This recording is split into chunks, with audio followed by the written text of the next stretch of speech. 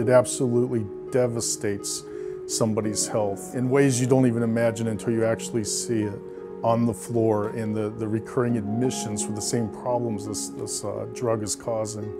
The level to which patients struggle with it. You'd be surprised how many people will not acknowledge they have a problem with their tobacco habit.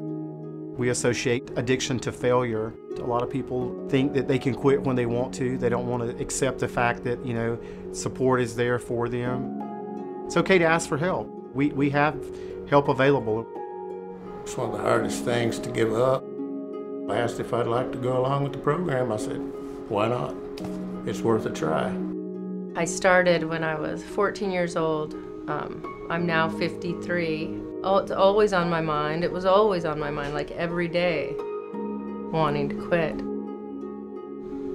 8 months ago, I quit with the hospital's smoking cessation program I went to. I feel comfortable with, and it's easy to incorporate into my practice. And sometimes people will just say right off, I'm not interested in quitting. And maybe that's not the right time for them, but it's something that I'm going to bring up again in the future, and I tell them that. Even if they're not interested in quitting now, that they may be interested in quitting in the future, so I'm going to keep asking them about it. And I think every provider needs to figure out what their personal comfort level is with asking those questions. As an organization that provides health and well-being to people, it's part of our general overall responsibility as a caregiver to provide the information. A lot of providers feel like we have too much else to talk about, so tobacco kind of gets shoved down the line as far as other acute health problems that are going on. So a provider may feel like they don't have enough time to address all of the issues, and so they may not include tobacco cessation in their in what they discuss with the patient. Healthcare providers have more power probably than anybody else in terms of impacting an individual's health. And when the doctor says something, people are much more apt to listen.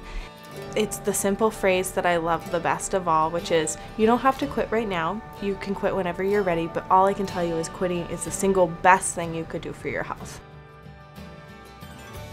I just really try to meet people where they're at and not judge, and I always say, it's okay if you don't want to quit. That's totally fine.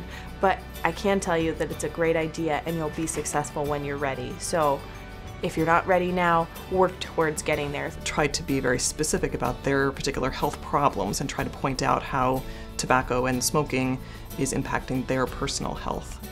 Knowing when new things are available, knowing what community resources there are. I also think it's really helpful when a provider experiences some successes with their patients from time to time. And I try to keep coming back to that in my mind, and I think about, remember so-and-so who quit smoking and how good that was for their health. I think it would help. When you hear from a professional, I think it works. Try when you have an extra minute to address it, because it really just takes so little time. There's some really great materials out there that shows that you can really do an intervention that counts with your patients in 1 minute.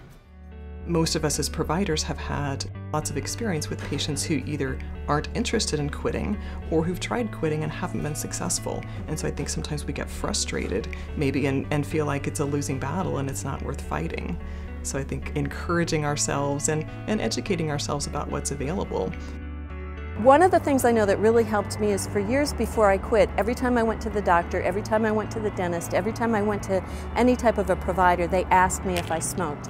And when I said yes, they would talk to me about the importance of quitting. It helped me think about and be better prepared for when it happened.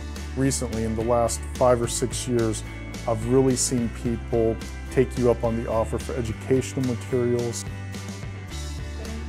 Oh yeah, my nurse, every year when I go to see her, of course tells me I need to stop that. So she's pretty proud of me. One of the first things I did was schedule a teeth cleaning, and my dentist's office, they all cheered for me. They were just so supportive, it was wonderful. So being there and helping me was great.